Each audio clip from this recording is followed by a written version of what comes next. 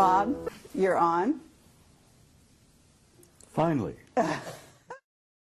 So today is Friday the 25th of February, and we are here at the Phoenix International UFO Congress, and it's our great pleasure once again to be meeting with our old friend Bob Dean. And I have this feeling that he may be an older friend than just 2 or 3 years. Who knows? And I'm delighted to have this opportunity to share a vintage-style Camelot interview in Bob's presence. And Bob, there's something very remarkable happening here, that the three of us are together in the spirit of It's a nice reunion. A reunited family. And I'm genuinely delighted to be here. So I'm Bill Ryan from Project Avalon. And I'm Carrie Cassidy from Project Camelot, and we are also both from Project Camelot. An interesting dichotomy. Things get pretty complicated, you know. No doubt about it. So, Bob, the reason we're here with you today is because you made some comments on the stage that I want to challenge you on, and I'd also like you to talk a little bit more about a few other topics, okay? And I think that all the time that we've interviewed you, you always keep a few cards hidden. And I would love for you to start to reveal some of those things.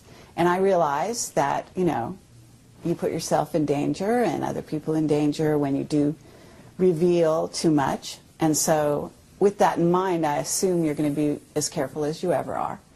I would love you to disclose as much as you can, because who knows how many more opportunities we're going to have to really get you on camera, and especially in this arrangement with the two of us here, just like old times. Well, you know, I have this feeling sometimes that Bob's going to outlive us both, actually. I know, he looks fabulous, so this, you know, it should be against the law to look so wonderful. At, what, 82? Are you 80? I'll be 82 next week. Lovely. All right. 2nd of March. Fabulous. Happy birthday, Bob. And as I said in my speech yesterday, every time I get out of bed, I'm in a state of shock that I'm still here. But I am still here because apparently I've not completed what I came to do. Apparently not. Well, you're needed. That's for sure. What do you feel you are here to do, Bob? Something which I said to you just the other day is that the information that you share isn't as important as the inspiration that you provide. And I wondered what you felt your job really was. It took me a long time to reach the conclusion of why I really was here.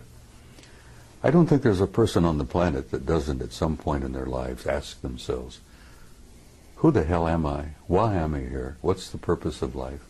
What's it all about? Alfie, as the saying goes. It took me a long time to come to terms with why I was here.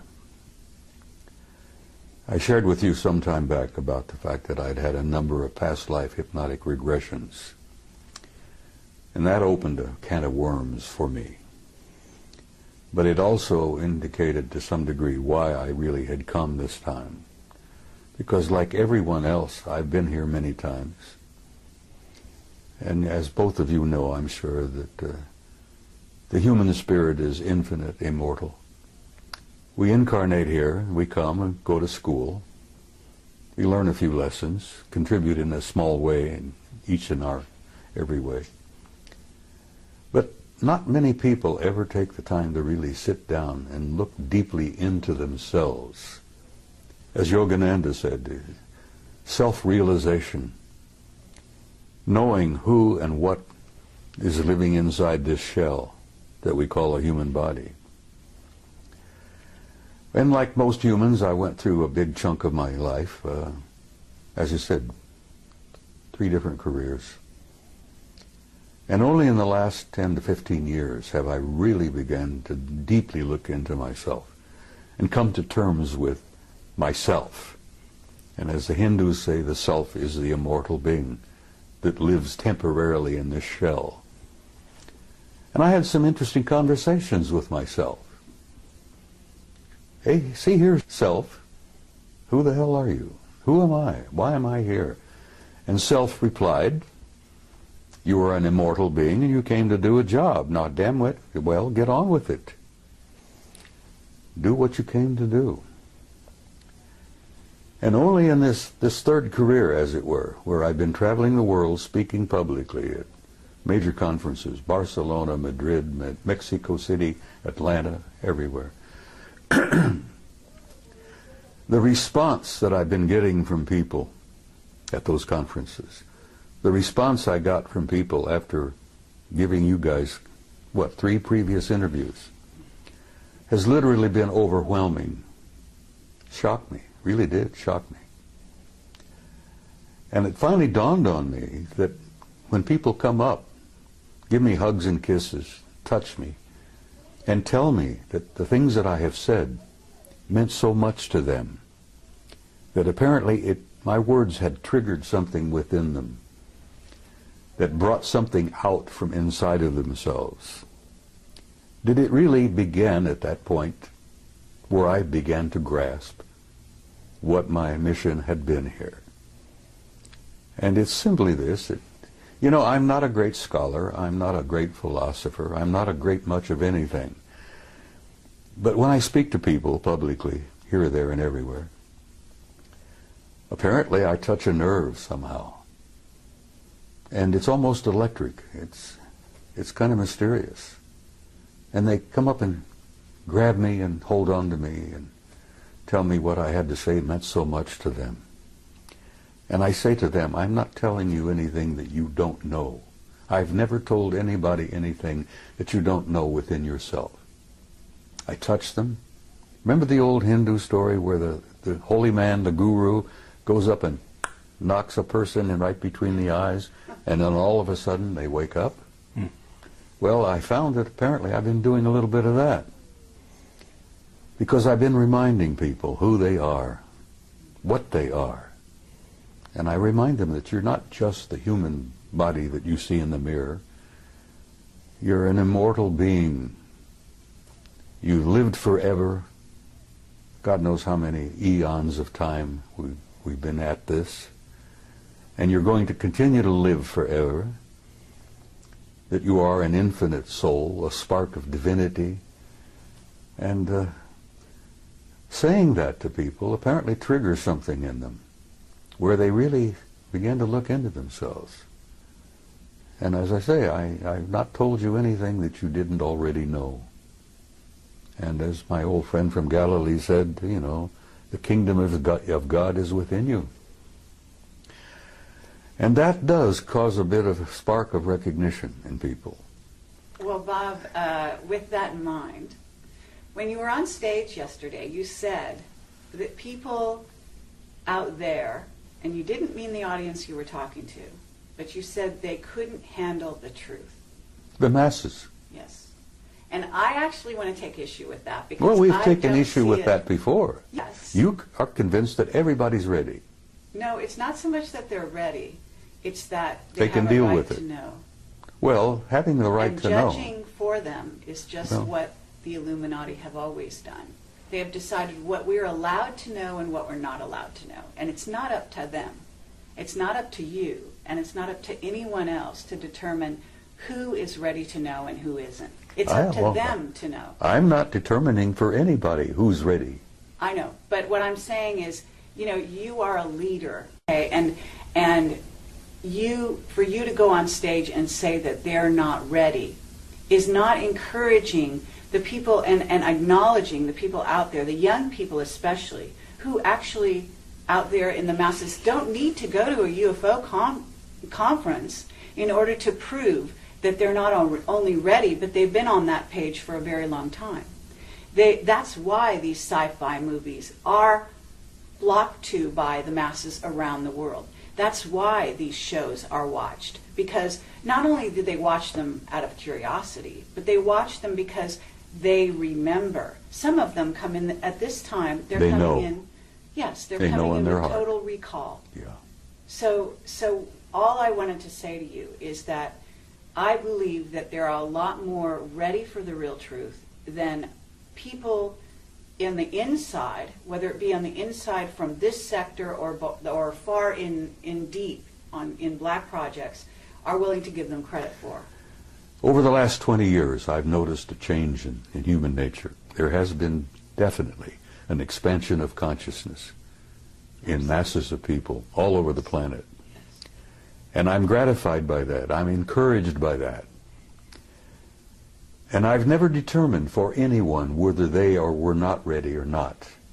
And when I made my comment yesterday, I told you that there are a lot of people here who are ready, but there are many who are not. And I use the analogy of Billy Dew, the native boy from New Guinea. When he was exposed to realities that he had never been prepared to be exposed to, it literally devastated him psychically to the point that the kid died.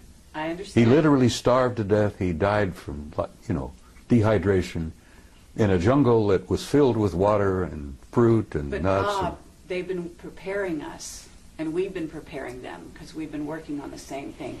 Disclosure has been happening non-stop now for almost 20 Disclosure years. has been underway, and it's working. Yes, And this is part of it. exactly. But it's a So very slow process. it may or may not be. In other words, it might have been slow for you, and you were one of the fast ones back then because you got access to things that other people to this day don't know about. If you heard my remarks yesterday, I damn near died.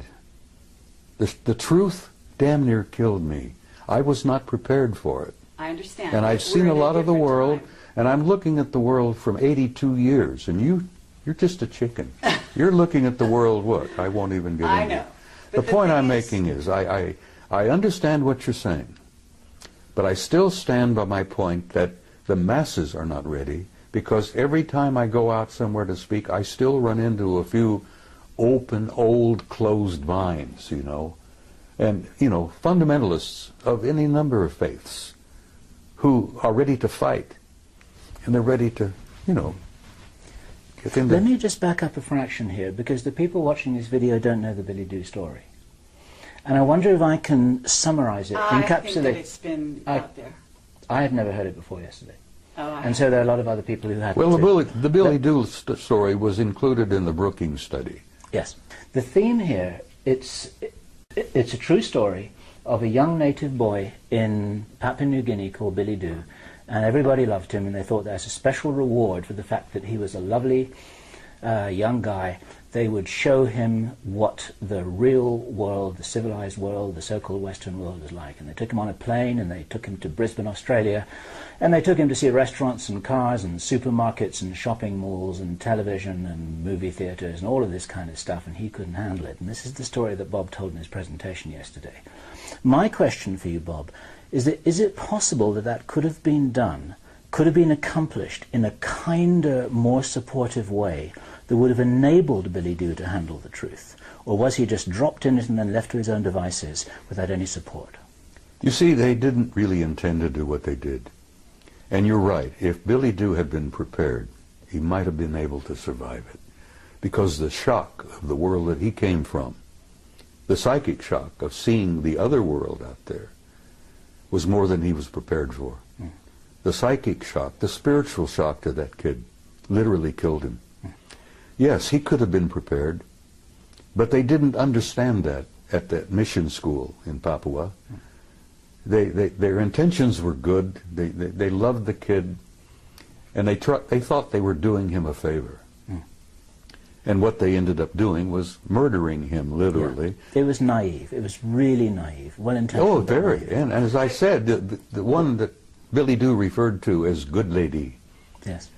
her light didn't burn quite as bright after that event because she realized what they had done. Yeah. But is it possible, using that as a metaphor, this is a story that was built into the Brookings report, and we have to assume that somewhere there are a lot of very smart people, some of whom are well-intentioned, who are taking that into account and planning disclosure with that in mind. Do you believe that it's possible that it could be accomplished well? Yes, it's being accomplished as we speak. Right. As you remember, I went on to tell you that a blunt announcement is not what the people are ready for. Yeah. But they are enduring what I call an ongoing disclosure, a process that's been underway for over 20 years now, maybe longer. where they are being prepared through what I call subliminal education, through movies, books, novels, magazines, you know, even games. To say nothing of Project Camelot and Bob Dean. Well, Project Camelot, honey, as I said, you guys have had an impact on the world that I think even today really think you two grasp. Your impact has been overwhelming. Well, let me tell you the letters we get. We get letters, we get people coming up to us saying we changed their lives. Exactly. Saying they started from zero and that we opened this for them and they basically are growing in leaps and bounds and they come to us and thank us. Okay, this is the keynote, is that they thank us for that. And I have to say that we cannot look at Billy Dew, if that's his name, as just a physical body. You talked about eternal beings. This is a soul who came to the planet in a certain state, on a certain level of awareness. Now, prior to Billy Dew being in Papua New Guinea, he could have been any number of other places, and he was probably a star to begin with. Yeah. And there's also the aspect that this kind of thing could have been targeted to maybe the person that was least prepared in that group of people that he was among to handle these kinds of things. You see, I think Margaret Mead, who I believe was the one who delivered the story of Billy Dew. Who was an Illuminati, yes. Yeah, she was an incredibly bright lady, and she had had years and years of experience working with primitive societies. And I think she was the one responsible for getting that into the study. Yes. And yes, Billy Dew could have been prepared. And can we hear about the people that this changed in a brilliant and wonderful way, whose lives were saved because of it? Because I had a young woman come to me just about a half hour ago, and she's from Puerto Rico. And she said, I have a child, and he is a crystal child, and you saved my child's life. That's what she said. Well, I'm not surprised. And she said, because you interviewed, in this case, it was Jessica Schaub. Regardless of what you think about Jessica's information, and she was young and inexperienced at the time I interviewed her, but there are children out there who saw the mirror of themselves in her, in her awareness and her willingness to embrace this cosmos of which we are a part. And so what I would submit to you is, here we are in 2011, that human consciousness is almost like an animal that's growing as a unity in leaps and bounds, okay, at this time. And you know that we have incredible energies coming into the earth facilitating this growth at this time, unlike any other time in history. And there are many scientists, people like Paul Laviolette, who can substantiate that scientifically for the people that are listening. But the point is that we can't go back to the Brookings report because it's no longer applicable. Well, if it ever was. It is still national policy, Yes. whether you like it or not. But those are incredibly conservative old men who actually need to be booted out of office. And they're Whether not you think running they should be anything. booted, I agree with you that there are hundreds of thousands of them who should be booted out of office. I've known hundreds of them in my own time. Now, Carrie, I don't disagree with you on what you're saying. That's all. Well, the only disagreement we may have is the timing. Absolutely. Have you noticed the people taking their revolution into their own hands lately? Of course. Okay, these people That's part are of an not expansion. just ready. That's part To of an change the expansion of world. mass consciousness. Exactly. That was inevitable. Absolutely. And some of the philosophers have been predicting that for years and years. And let me tell you something else. You ain't seen nothing yet. And I believe you. Just agree hold with on. I believe you. The next 10 years, I hope the hell I'm not here. I want to go home, really. I'm tired. But the next 10 years are going to confront you with things you wouldn't have dreamed before. that. Absolutely. Now, Rich Dolan just did a wonderful speech. He did. He always does. Yes, he does.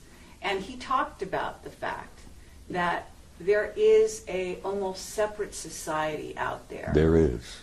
You could even call them a rogue secret military group who has created a whole society that is based on technology that is not in the public domain, that is based on concepts robotics, nanotechnology, Genetic they manipulation. absolutely, and they have money galore that they've basically stolen, secreted, taken from drug money, and supported these black projects that we at Project Camelot have been pursuing and interviewing people about. Projects the 5 years American now. people have been financing for years Absolutely. without even knowing it.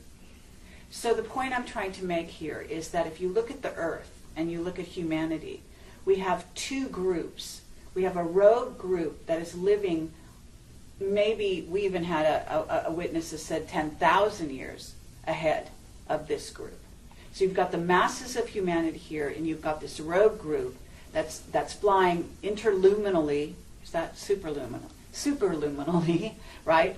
Right. Outside our solar Hyperluminal, system, whatever you wish to call it. solar system, etc. They've got bases on Mars and the Moon. You're talking about craft outside the rings of Saturn, which in your presentation, which is fascinating, and I'd love you to address some of that. But the fact of the matter is that we have two groups, and they're hugely divided. Mm-hmm. And that division is to the detriment, very, very seriously, of the masses. Of course.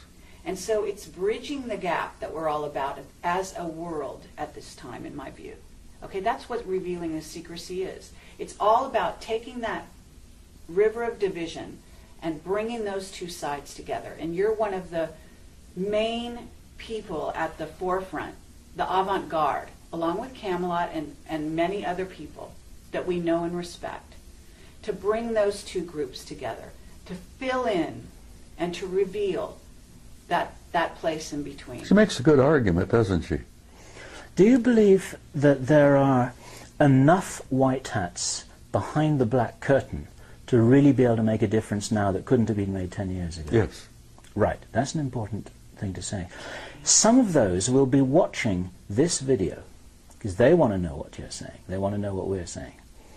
What would you say to them? Because you can talk to them personally right now. Listen, I've met some of them, and they have told me that they support entirely what I've been doing. And I shared this with you before, that at one point, some years back, certain individuals, the black hats, put out a contract on me because I had gone from being a nuisance to being a threat. And they literally thought they could eliminate me. But fortunately, I must have had good friends in high places, and at that time I didn't realize what high places my good friends were in, you know. And the word went out to leave me the hell alone. And here I am, at 82, still alive and ornery and kicking. God, I'm getting tired of being here. But the point I'm making is, even the white hats and even the black hats have made some progress along the way. And they've expanded their consciousness quite a bit. Yes, no one's immune from this process. That's right. And so, you know, I basically am very hopeful about the future. The human race, the human species, it has a tomorrow. And I feel that's important to share with people. You know, women with young kids. Will my little child grow up? What kind of a world will my kid grow up in? And I try to reassure them that your kid has a future and that tomorrow is going to be much brighter than yesterday. And some of the white hats and some of the black hats all understand this thing, which is why I'm allowed to continue to focus and travel and do this and that. And I actually have been given encouragement from some of the powers that be. I've been encouraged by some of the guys with all the money. Okay, well, with that in mind, Bob, now that you're all warmed up, what is it you haven't told us? Oh, my God. Can't you keep her under control? No, no chance. Carrie, a year ago at Laughlin, I gave you an interview where I thought I would shock the hell out of you. And apparently it didn't. And I told you that I had had a personal relationship with non-human intelligence since I was about 2.5 years old. And actually that relationship perhaps went back before I was even born. And I So thought, have we. well, I know you have, and everybody has had a relationship. Lots. The point is that half the people don't even begin to, they don't want to know the answer to that. And when it all began to dawn on me, the implications of it were pretty overpowering. But I gave you that interview and I thought, well, this will be the end. You know, nobody's going to pay a word of attention to me after this. They'll think the old coot's gone over the edge. He's lost it. And I thought, well, I can go home and I can smoke my big stogies and drink my whiskey and die peacefully. Well, it worked out just the opposite. I'm more in demand now than I've ever dreamed of being. Yesterday I accepted an invitation to speak at a MUFON conference in Philadelphia in October. And I gave her I said, look, I'm going to tell you honestly, if I'm still on the planet in October, I'll be delighted to come. But I'm not making any really plans really that far ahead, you know. I can't buy an insurance policy at my age, you see. But I'm hopeful, honey. I feel very hopeful about everything. I'm sure you're hopeful, but what is it you haven't told us? Because I believe, look, we've got time travel. There's issues with that. We've got travel through jump rooms to Mars and so on. I'm sure you've been exposed to some of that. You did share a little bit of that with me on my last interview with you. But I believe that was the tip of the iceberg. And I don't know how far you've gone down the rabbit hole, but I imagine it's a lot farther than you've revealed. And I feel sympathetic with Alice because, yes, I've been down the rabbit hole. Okay. And you feel, I know you're a very conscientious and loving individual, and I know that there's some things you want to reveal and some you don't because you want to protect people. And I don't think you have a whole lot to protect in terms of yourself at the moment because, as you said, you're protected. And we have also been threatened in the last year and a half, each of us in different ways, our lives, as a result of what we've done. But that just tells you that you're on the right track, as far as I can tell. Well, for time to time, I felt like the guy on the street with the raincoat who pulls it back, exposes himself, and then somebody comes along, they grab him and haul him away to the rubber room, as it were. I felt that way for quite a while. And yes, there are many things that I have not shared with you. How about this? Wendell Stevens passed on recently, and he was a very good friend of yours. I knew Wendell for 35 years. Okay. And you told me that Wendell said some last words to you. Would you Well, share Wendell that? and I had shared a lot before he got really sick, became ill. I had encouraged him for a long time to admit publicly that he himself had had personal relationship with some of them. And he said, Bob, I can't do that. He said, every ounce of credibility that I've had over the years will go down the tube if I say that. And I understood what he tried to say. He was getting older and he didn't need any bumps in his life before he departed. He was feeling bad and he felt, he knew he was leaving. And he says, I don't need any of that heartbreak and that upset stomach. I've told what I've learned, I've told what I've seen, I've shared the photos, I've spoken at conferences. He literally created this world conference in 1991. The UFO Congress. And I had the privilege and honor of assisting him in putting that together in 1991. And as I've told you before, that's when I really came out of the closet and began to violate my national security oath. I wanted him to hold on and be here for the 20th anniversary. But he went home in September. And I loved him dearly, and I love him still because I know he's alive and well. There is no death. And when you come to terms with that, it's kind of a shock. The people who buy tombstones and buy the little plots in the cemeteries and all that. And I say to them, you guys don't understand. Because once the spirit leaves, that's nothing but a husk. Burn it up, sprinkle the ashes, and go on. Imagine how much real estate could be saved if we did away with cemeteries. Anyhow, I'm shaking up some people, I'm sure. There are traditionalists out there who will hear this and think, he's out of his damn mind. But yes, there are things I haven't told you, and there are probably things that I cannot tell you. I think I told you in that interview. What would happen if you did, Bob? Didn't I share with you that they had taken me away for 6 weeks? And that they brought me back 5 minutes after they took me? Okay, I would love you to do that, but I would also like you to say the last words that Wendell told you, because he said some very specific words about what's going on here on the planet. So he told me that from what he'd learned, that we were in for some difficult times. But beyond that? Beyond that, he said, I'll see you tomorrow. Beyond that, though, well, I'm going to reveal it then. I mean, he basically said they're in control. The people, the beings. He knew control. that, and I've said that essentially. Well, you know, how did he phrase it? You know, well, I will go back to my interview with Bob Bigelow, and I'm banging on the table. And this was years ago when I still got frustrated and expressed my, vented my spleen, as it were. And I'm sitting with Bigelow. I bought him lunch, by the way. Now, I'm one of the few people who can say I took a billionaire to lunch. Anyhow, Bob, if you're watching this, you remember our interview, our talk. I'm banging the table because I was so frustrated and aggravated. And Bigelow said, calm down, Bob, calm down. He says, everybody has an agenda. And I said, yes, that's one of the things I'm angry about. Everybody's got their own damned agenda. And he says, Bob, there's only one agenda. Only one agenda. And I says, what is that? He says, it's their agenda. Always has been, is, and will always be until we grow up. Now, Bigelow shared that with me. Wendell shared that with me. He said he'd learned that, there's only one agenda. They're not only merely in control, they've been in control from the beginning.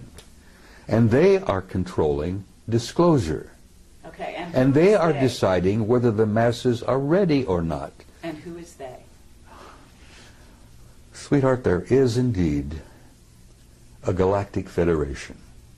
You may think that's a joke. You may think that's a little funny thing from the Star Trek series and all that. There is indeed a galactic federation. And the headquarters is not even in our galaxy. Now you put that in your pipe and smoke it. That there is a federation of advanced intelligence in beings throughout the universe. And the latest figure, 200 billion planets in our galaxy, 200 billion galaxies in the universe. It's probably much, much more. But there is a federation, there is a control, there is a purpose, there is an agenda, and the survival of this species on this tiny zoological garden is important to them. And they are in control of disclosure. They could end it tomorrow if they chose. They'll end it when they have determined that the masses on the planet are ready, and not one instant before will a disclosure literally, in a big way, take place. Now, as I pointed out to you also, it's been my experience, and I've had first-hand experience with this. I've never spoken at a conference in the last 10, 15 years where there wasn't at least one or two of them in the audience. And like Ingo Swann, I've developed the ability to spot them. And I've even had them come up to me. And I think I shared this with you on that interview, where they come up to me after a presentation, shook my hand, and told me how much they appreciated what I had to say. And I've learned that they attend these conferences not to listen to what the speakers have to say, but they're monitoring the response of the audience to what the speakers have to say. Sure. Because they're monitoring of us. Their evaluation of our condition is incredibly powerful. There are a bunch of outstanding experts in that group. And as I said, they've been with us since the beginning of time, literally. They created us initially. They genetically manipulated us. They plucked those golden apples and turned us into what we are. Now that process is still underway. Those golden apples are still being manipulated, and we're learning to do that ourselves. Right. But I will say to you again, the psychic shock of learning all of this all at once would be like Billy Doo. People would, and I've run into them too, honey, and they don't want to know the truth. There's a gut feeling in many people, knowing spiritually, I think, that the truth is more than they can handle at this moment. Mm. You see, what I heard Bob saying yesterday, he didn't say that, listen, the movement towards disclosure is something that is ill-considered and unwise, and people have got to be kept in the dark forever. I think Bob was saying that it can't be done in a way that some people are thinking, with reference to Obama calling a press conference and say, okay guys, we've got this little secret, so listen up and we've got something exciting to tell you. Well, he's not going to do it that way, and Bob was explaining that it's been happening for quite a while. It has to be a gradual and it's process. an ongoing strategic process in which people are waking up in waves.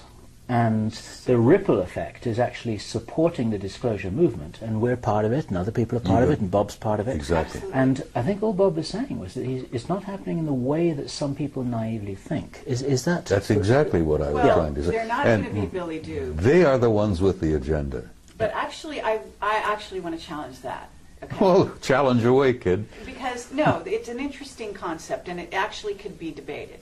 In other words, what's the level of free will of this humanity? Because at certain stages in its development, this may be true. They are in control and have been in control. And it Wendell depends knew who that before they he is. died. Right. And it depends who we're talking about, they.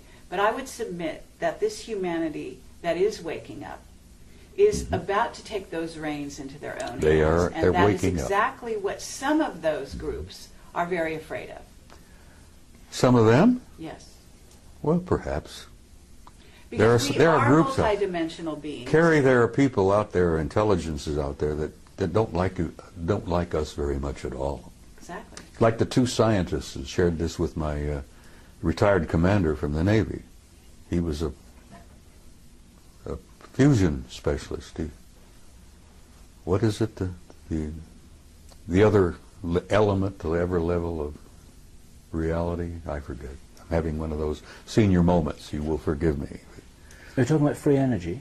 Are you talking? Yeah, well, yeah. He was talking about.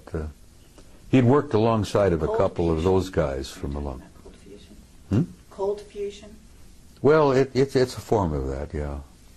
But before he retired, and he was leaving the laboratory just outside of Las Vegas, which he didn't want to be specific about, and I concluded he was talking about S4. He'd worked alongside of a couple of them for some time. And as he was leaving, he said, "Tell me what you really think of humankind." And the one chap said to him, he said, "Well, since you asked." And these guys had worked side by side for a few years. "Since you asked, we consider humankind primitive, savage, and dangerous animals." And the scientist said, "I can't disagree with that, because I look upon the masses of humanity as primitive, savage, and dangerous animals myself." And that's when the other one injected a little bit of humor into the conversation and says, "You also smell bad. You stink."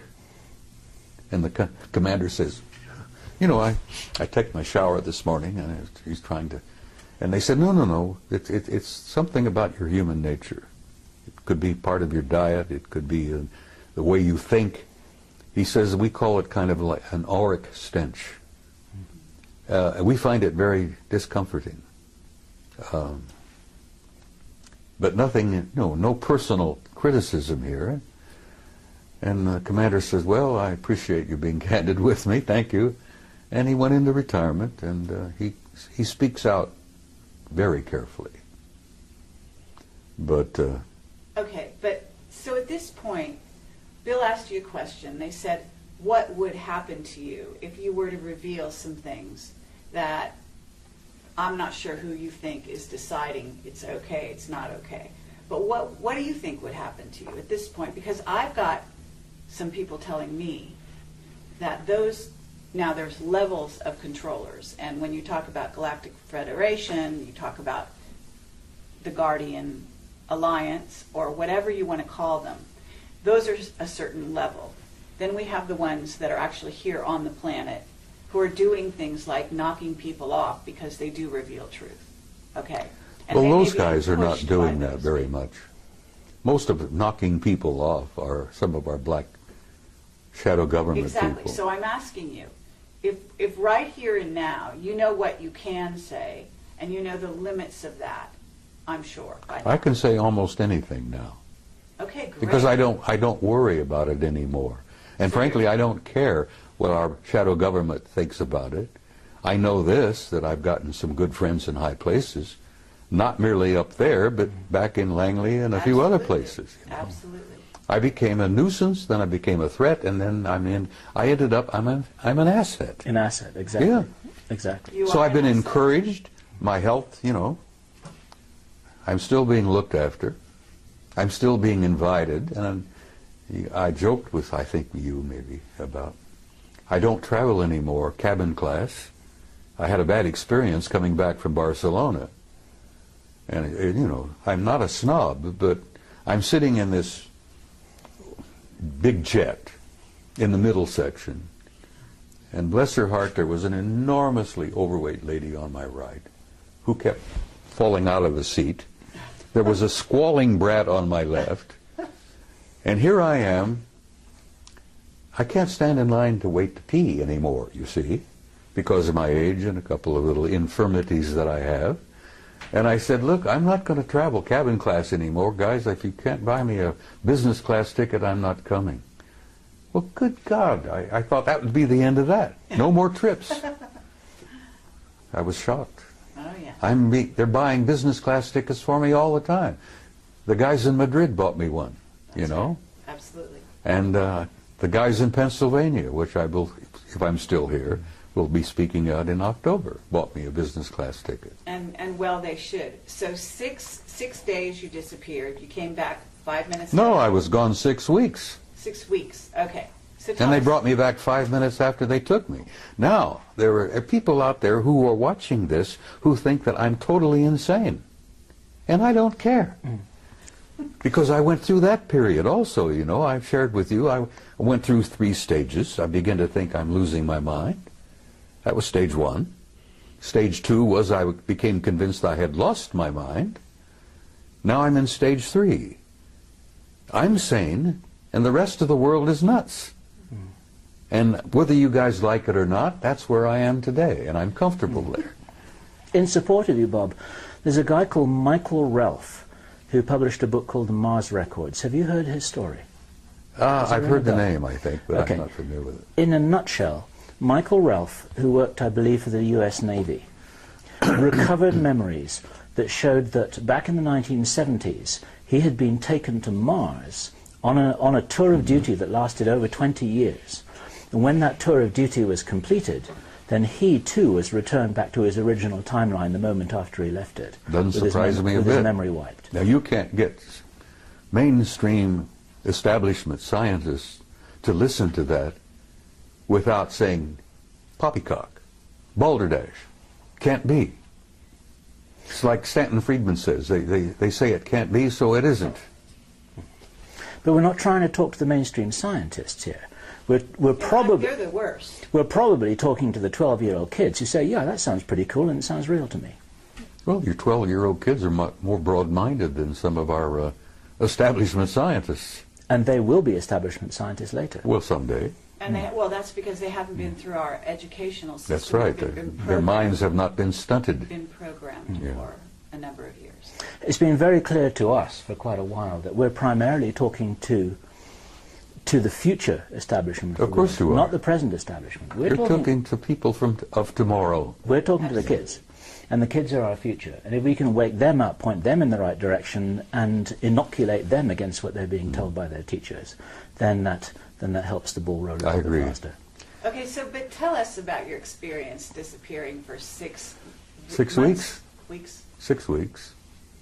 It shocked the hell out of me. Where'd you go? I don't know. I don't know whether I was on their home planet or whether they'd taken me through a doorway, a portal, into another dimension.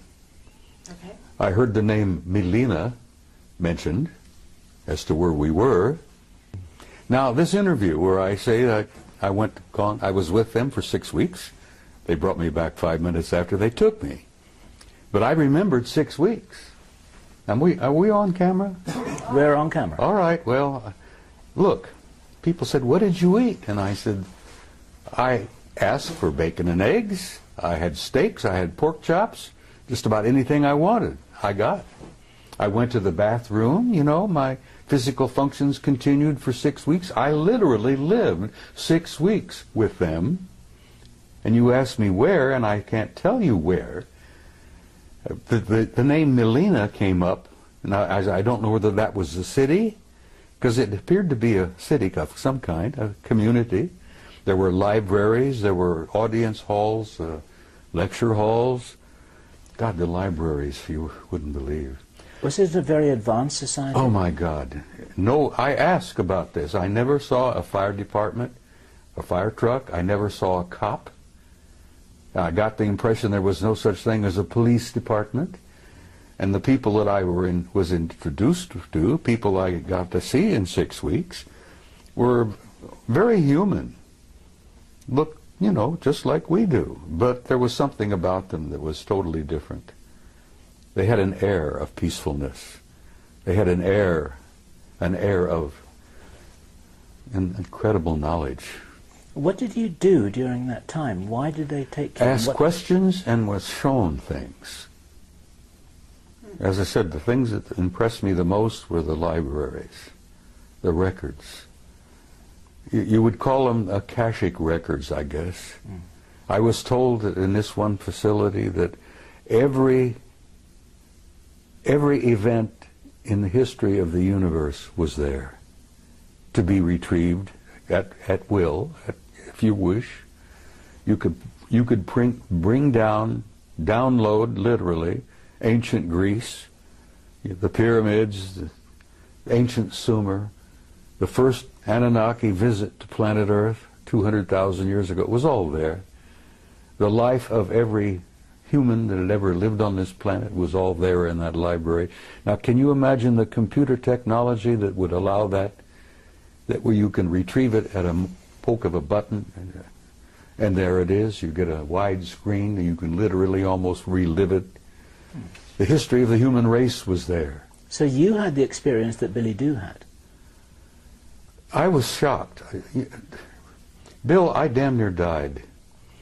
It was not what they were sharing with me and what they were showing me. It was the shock of coming back.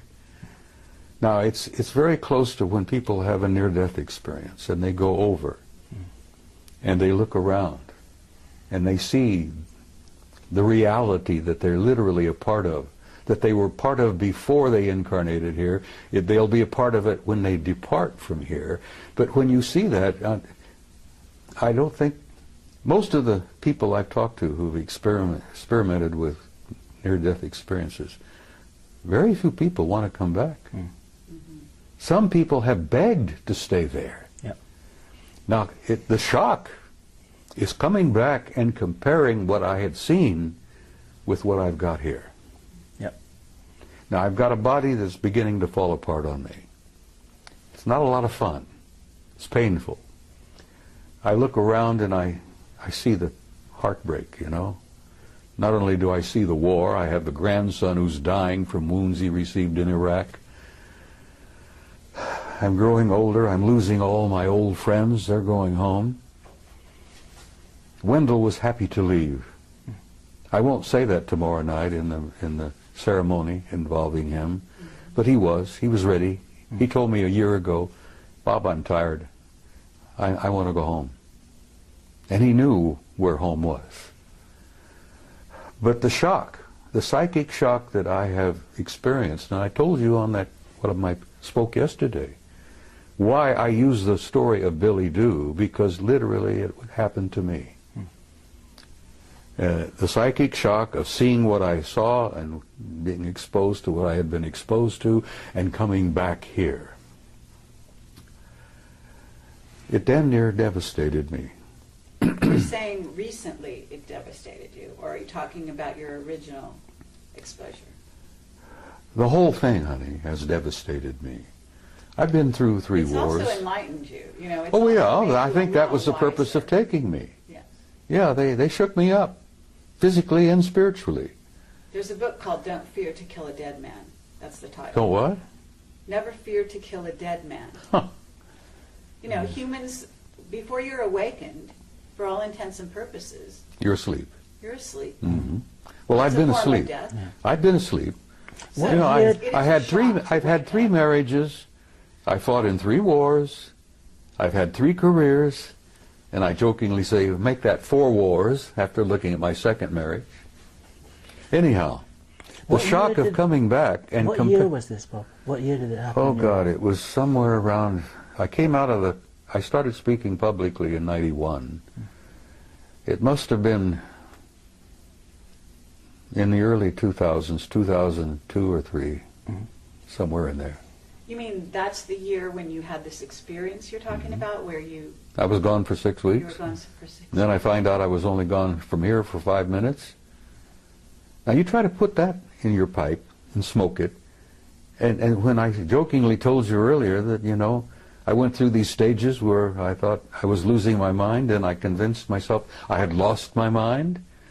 And now I'm at stage 3 where the rest of the world is nuts and I'm the only sane person there is, other than you nice people here. See? Thank you, yes. Yeah, but that somewhere in the No, I think that we're all in 2003 or that place. 2004. You know, No, we're not all in that place. Yes, 90% of the world is still in dreamland.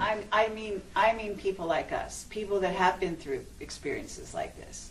We do tend to look at the rest of the world as if they're crazy, because they appear crazy. Well, look at the wars. War is insane. A sane person would never go to war. Exactly. Well, the 6 weeks I spent with them, and of course, I see them regularly. I really am. They take me aboard ship. I've been on board their ships many, many times. You know, I get an evaluation. I think I get a kind of a healing. Okay, do you want to describe the beings you're talking about? Well, aside from the medical guys that look me over and work on me on the ships, which are extremely tall and very thin, they're well over 6 feet. 6'5", maybe 7 feet. Very thin, very trim. They're not emaciated. I mean, they look very healthy. But aside from that, they look human. I've never gotten used to the way they look at you. That really is disturbing. And if you ever encounter one, and you may have, very likely you have, the way they look at you is disconcerting, because they have a way of looking at you deeply into your eyes, and they lock onto your eyes, and they don't break away. Now, we humans don't do this, because we humans have a tradition where we look into each other's eyes, and after a moment or two, it becomes somewhat threatening. Yep. You see? So we human tradition is, don't look into someone's eyes because you're a threat. Well, they look into your eyes, and they look through Or you. unless you're in love with them. They look literally like they're reading you. And I found out that that's exactly what they're doing. Sure. And every time I've face to face with one and they look into my eyes, I find it kind of an awkward situation. And they don't look away. And you know that they're looking right through you and reading every damn thought you've got. Now that's disconcerting. But I assume that when they do that, it's in a non-judgmental way. Oh, they don't judge you. They don't have to judge you. Good God. If there's any judgment involved, we judge ourselves. Yeah. That's the other part of it that is so shocking. When you learn to see yourself, not only as others see you, but as they understand and see you, that's one of the things that happens in the death experience. The judgment is there, but God is not judging you. You judge yourself. Absolutely. And that's the worst part about it, because every damn experience in your entire life is there in front of you, like a book, Yeah. or like a movie, like a CinemaScope movie. And you look at yourself, and then you're the worst judge of all, when you look at yourself and say, oh my God. Because in the death experience, and I've been through that hundreds of times, you feel the emotions of every person you've ever been involved with in all of your lives. Every hurt that you've ever given someone else, every insult that you've ever given anyone else. You judge it, you see it, you feel it. You literally feel it, you relive it. Well, visiting with them is almost like a near-death experience. But the psychic shock is coming back and comparing what I saw with them and what I have to see here every day. Little kids on the street that are hungry. People waging war. The people being gunned down in Tripoli by Gaddafi. And I've learned over the years to look around and pay attention. I don't miss very much. I've trained myself. And when you see that and you feel it, and it breaks your heart to see that and to feel that. And then you understand, I think, why I want to go home and where I'm tired. I really am. But I'm going to hang around a little longer because I have been told to. And you're a guiding light to many people. I had one of the best compliments I've ever received yesterday. A young man came up to me and he says, "You know, you're a bridge builder." And I says, that was the origin of the old word pontiff. You know, with the Pope? Yes. The pontiff, the bridge builder. Sure. People don't know that. Many people, even most Catholics don't know that pontiff means builder of bridge, builder of bridges. And that was a compliment, and I gave him a hug, and I thanked him for that. Because that told me that, yeah, maybe I've been accomplishing a few things. Maybe you've done more than you think. Well, if you say so, but I'm holding on to enough ego to live. Because you can't survive on this planet without a little bit of ego. But I don't think I have any vanity left.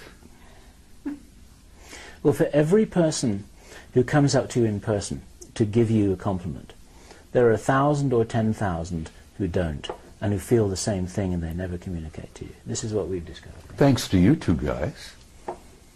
As I said, you turned me into a damn celebrity, and I didn't want to be. All we did was take a camera and point it at you. And the rest is history, as they say. Some of the vegetarians who are watching this, perhaps, will say, shame on him. Bacon and eggs, ham, pork chops, and all that. It's been my life, for God's sake, you know. Well, they fed me bacon and eggs, ham, pork chops, steak, anything I wanted.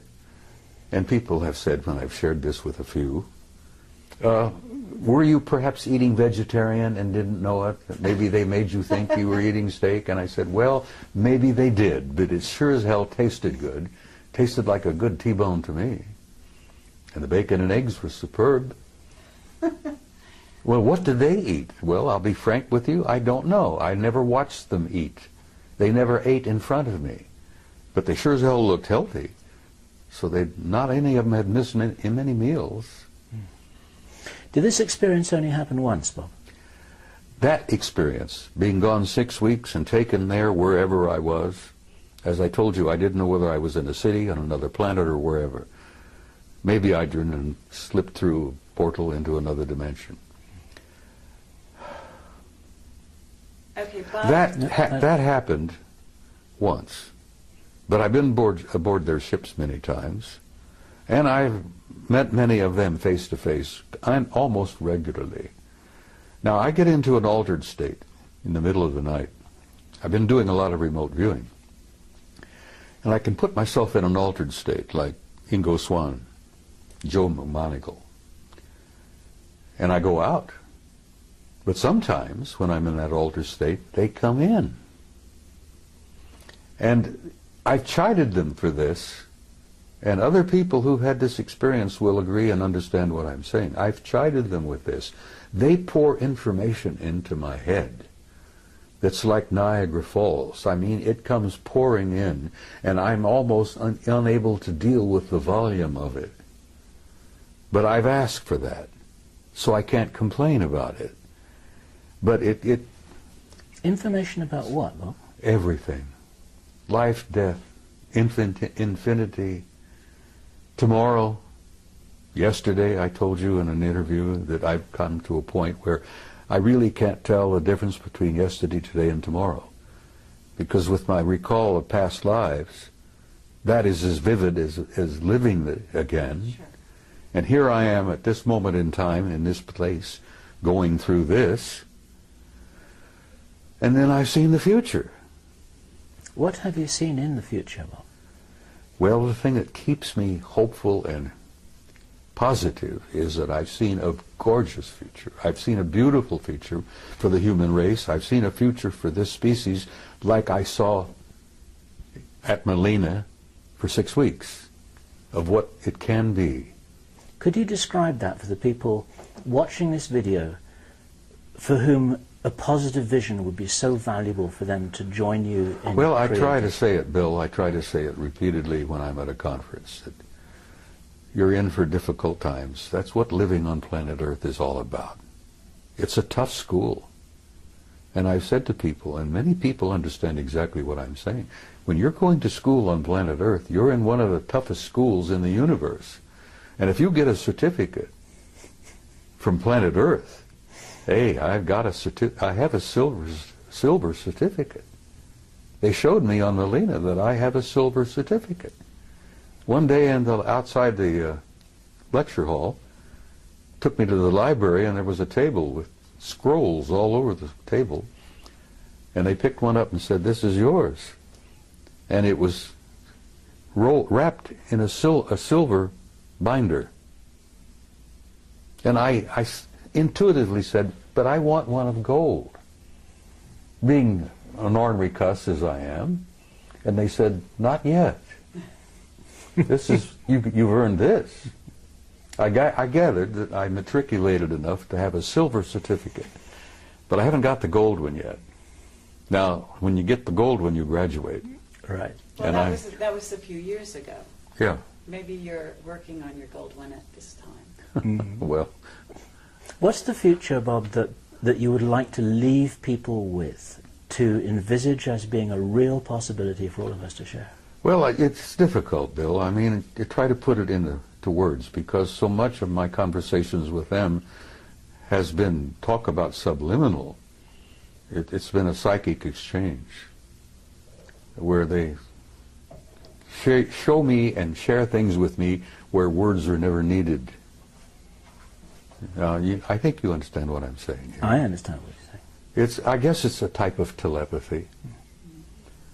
Because I had seen many times in my visit there that they didn't seem to talk to each other verbally very much, but they all seemed to know what each and everyone was doing. They were communicating with each other subliminally. Or I would leave in closing, just briefly. There is no death.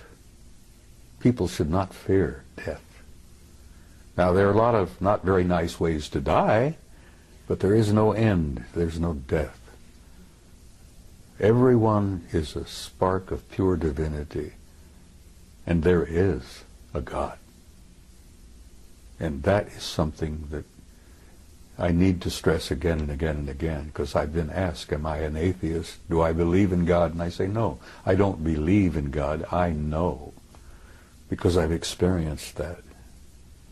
So I would tell people who are troubled, worried, that the next few years are going to be awkward and difficult, but that's what living on Earth is about. But there is a future for the human species. The race is going to make this transition, and at the other end of this, it's going to be glorious. And I tell mothers, I said, your kids or grandkids, the future will be theirs. And then, like I said in Barcelona, which the Spaniards seem to appreciate, your children and grandchildren are going to the stars. And they seem to like to hear that. But it's true. And we are, as a species, as a race, going to go out there and take our rightful place with these other incredible cultures and civilizations. And having seen the future, I'm hopeful. And, I have this good friend from Galilee 2,000 years ago who was and still is my best friend, who tried to make that point again and again and again. And those of us who were with him at that time were a bunch of nitwits, and we didn't begin to grasp what he was trying to tell us. But he really essentially was telling us what I just told you. The human race is not a mistake, it's not an accident, and there is a purpose and there is a meaning in life, and there is a future. And don't be afraid. And that's about all I can say. For me, Bob, that's a fabulous message to end with, and thank you. Thank you for that. Thank you, Bob. Do we have anything else? We have nothing else. We have to nothing add else. To that. Oh, I know you do. Lovely. You have questions you haven't asked yet. Well, we're gonna let you go at this point, unless you have something that you haven't said after all this. There's a hell of a lot I haven't said. Well, But, as I this, jokingly told but you I give one you time. a lot of rain, Well, believe it or not. Even though I I've jokingly seen told you one time, and I'm serious. If you get me a good Jack Daniels, I might go on for 2 hours and tell you things that would curl your hair. Well, Being a gentle lady as you are, I could share things with you that you wouldn't believe. well, I'd like you to try. Let me tell you something else that Yeshua said. He said there are things I could tell you that you could not bear. But he was talking about life on this planet. Sure. And as he was getting ready to leave, he said, the prince of this world comes. He has no dominion over me, but I will send a comforter to you until I see you again. And I often wondered about who the prince of this world was, who didn't have any dominion over him. Right. And I have learned since that every planet has a kind of a caretaker, an authority.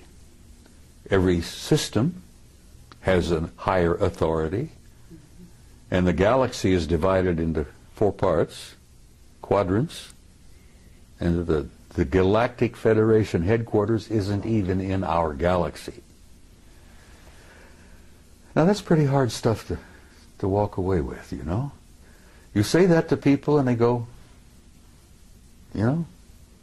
well, good. It's something to take home with them and think about that night instead of watching TV.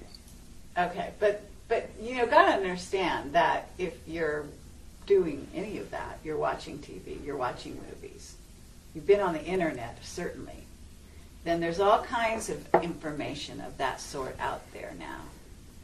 And I know that you don't spend hours on the internet. I avoid it like the plague. So Let me I tell have you- to tell you that information is not a shock whatsoever. Well, let me tell you something that might shock the hell out of you, and maybe it won't, because you're a pretty bright kid. What if you were to tell the average guy out there that this is a hologram? That's out there. We know that. See? No, Doesn't the bother average you. guy out there. You prepared yes. yourself. What if I told you that what you think you see as a reality is not reality at all, it's an illusion? And then even further, what if I were to infer to you that all of this is part of a program? I know you're familiar with the movie The Matrix. Sure. Okay, well, you're pretty close. Shakespeare tried to make it clear, and I always convinced that that guy was one of them. He was a genius. I'm not even sure the guy we think of as Shakespeare was Shakespeare. There's some indications that it was someone else entirely. That's Yeah, right. but somebody wrote it. Anyhow, I always like the analogy of the play. You're a player in a play. That's right. You come in stage right, you prance about with your toy swords, you make love, you go through all this, you have heartbreaks, misery, feuds, fights. God, all the plays together, bring it together. And then after it's over with, you exit stage left. And the audience out there in the universe calls for author. Well, I happen to know there is an author, and there is a producer, and there is a director. I haven't met the original author yet, but I know of him. But we're all living a play. Yes, but we're also co-creators of that play. Oh, when you're in the middle of the stage, and you know, you're following the script as it were, but you're, what's the word?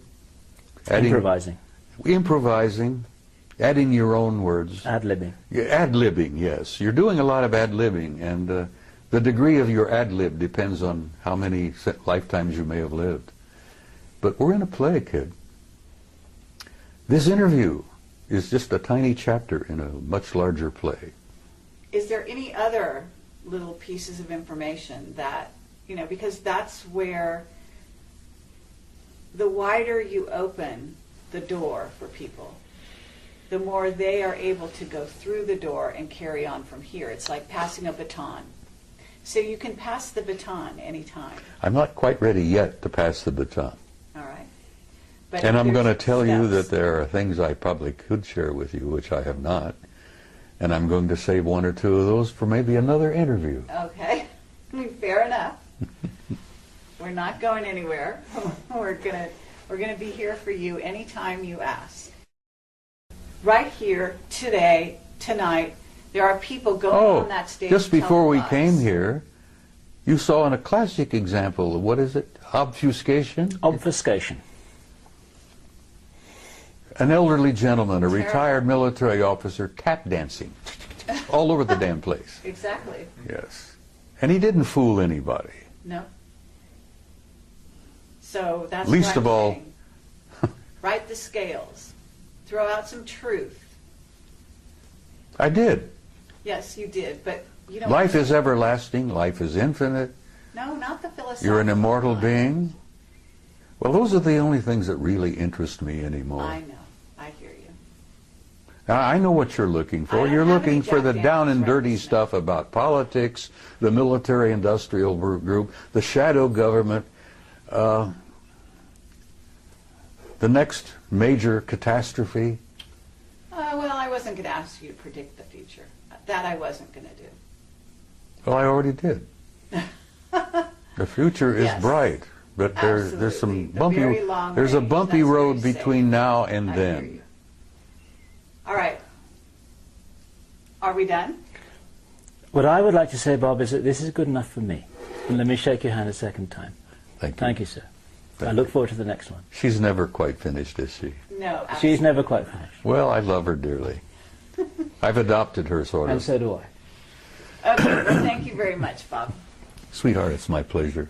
You take care, and we'll come and share some Jack Daniels and talk to you off camera. Is it permissible for badger me you to some sip more. Jack Daniels on camera? Sure.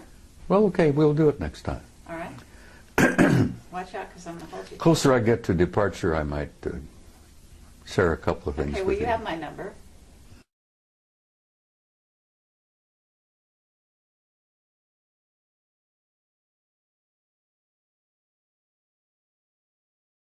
We're rolling. Okay. Well, Is that- I'm just not going to let this- you get away with murder. That's okay. Oh, Bob. Oh, I would never think of that at all. Yeah, why? It's I'm a- just that, you're kind of a wily old guy. Go ahead, use the word you were thinking of. Yes, a wily old.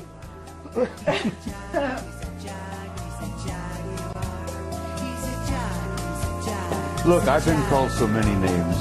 People have to get in line to insult me anymore because it doesn't bother me.